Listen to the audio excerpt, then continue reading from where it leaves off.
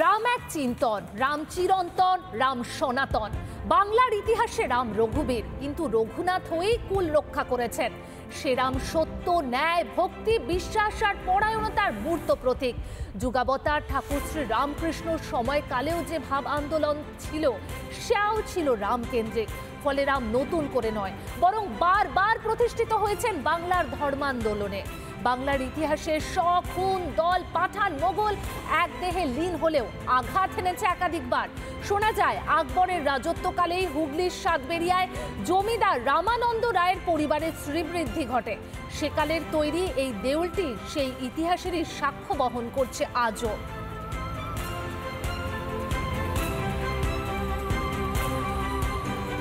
এই যে মন্দিরের ছবিটি দেখছেন, এটি হচ্ছে দারিয়া গ্রাম অর্থাৎ দেরে গ্রাম, যেখানে শ্রী রামকৃষ্ণ অর্থাৎ ঠাকুর শ্রী রামকৃষ্ণের বাবা ক্ষুদিরাম চট্টোপাধ্যায় এখানেই থাকতেন। এটা ঠাকুর শ্রী রামকৃষ্ণের জন্মভিটে।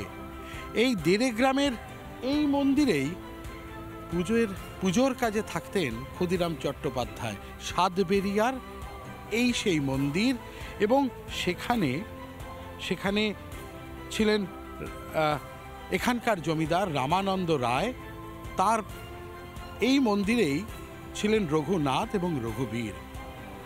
শোনা যায় চন্দ্রকেতুর সঙ্গে যুদ্ধে তিনি স্বপ্নাদিষ্ট হয়েছিলেন যে এই রঘুনাথ তাকে শ্রীরামচন্দ্র তাকে যেন স্বপ্ন দিয়েছিলেন এভাবেই যে তুই যুদ্ধে জয়লাভ হবি, এবং 9 বছরের রূপ ধরে তিনি চন্দ্রকেতুকে যুদ্ধে পরাজিত করেন।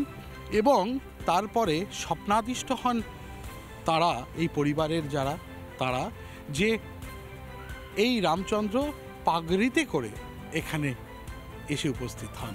এই সেই দেউলে উপস্থিত হয়েছিলেন সেই সময় রঘুনাথ এবং রঘুবীর। আর সেই ছবি আপনাদের সেই দীর্ঘ প্রাচীন ইতিহাসের সাক্ষ্য বহনকারী সেই রঘুনাথ রঘুবীরের যে নারায়ণ শিলা, যে রঘুবীর শিলা, সেটি আজও এই মন্দিরে শোভা পাচ্ছে।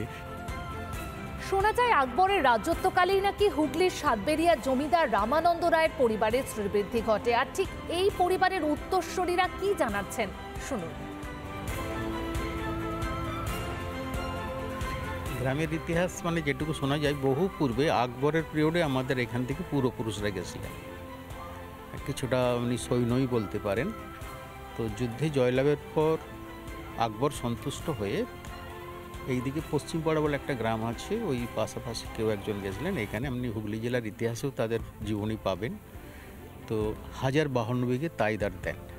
পরবর্তীকালে জমিদার রামানন্দ রায় তার এইগুলো বাড়াতে গেছিলেন, জমিদারি বাড়াতে গিয়ে ওইদিকে হরিপালেও কিছুটা অংশ নিয়েছিলেন, এইদিকে কোকুন্দ, আরও অন্য দূর দূরান্তে।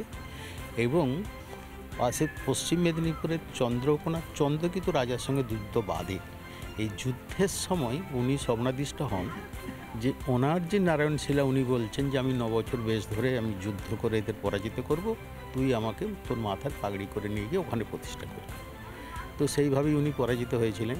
এবং এখনও চন্দ্রকোনায় ওই মন্দির খালি পড়ে আছে ভগ্ন অবস্থায়। আর এইখানে এসে উনি এই মন্দির তৈরি করে এই বিগ্রহ প্রতিষ্ঠা করেন।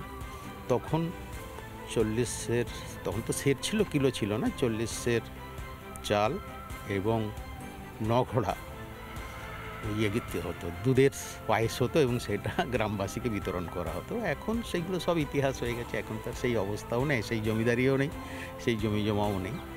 এখন আমরা যেটা দিই 9 করে চালের ভোগ দেওয়া হয় করতে, এইভাবে নিত্য পুজো হয়ে আসছে। এখন আমরা যেটা জানতাম যে এই রঘুনাথ, এটা আমরা রঘুবীর বলে অনেকে জানেন, কিন্তু এটা রঘুবীর নয়, এটা হচ্ছে রঘুনাথ। দুটো শিলা এখানে ছিল, একটা রঘুবীর, সেটা ক্ষুদিরামবাবু চট্টোপাধ্যায় উনি কামারপুকুর নিয়ে চলে গেছিলেন। আর এইটাই রঘুনাথ বলে আমাদের এই জমিদার, যেখানে যে 14 বিঘে যে জমিদার বংশের, সেই ঠাকুর এইখানেতেই রয়ে গেছেন এখনও আমাদের কাছে। আমরাই তার একমাত্র সেবায়িত, এবং আমরাই দুবেলা নিত্য পূজা এবং শীতল দুটোই দিয়ে আমরা এখন চালিয়ে আসছি। এই রঘুবীর বলুন আর রঘুনাথ বলুন, সেই তো সেই শ্রীরামচন্দ্র। রামচন্দ্র একই জন, একই রূপ একই জন,